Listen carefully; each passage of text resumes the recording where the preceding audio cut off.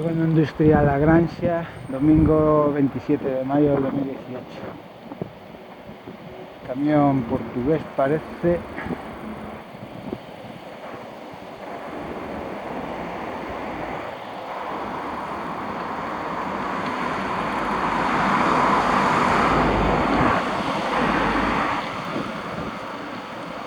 Y allá al final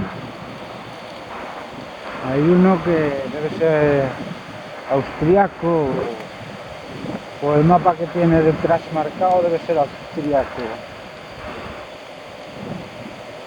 o checo. Las dos están sonando ahí la máquina de cerrar bloques de granito. Están trabajando 2:15 de mediodía. Asoma o sol. Aquí hay coches aparcados. Aquí, detrás de este camión con coches,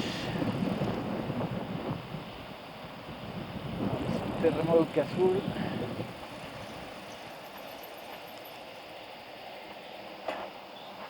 Z debe ser chico, eslovaco.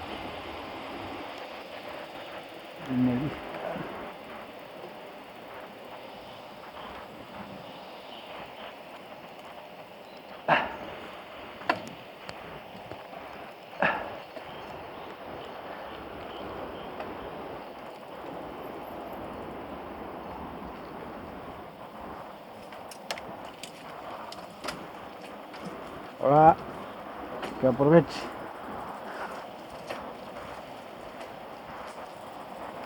Un potaje ahí.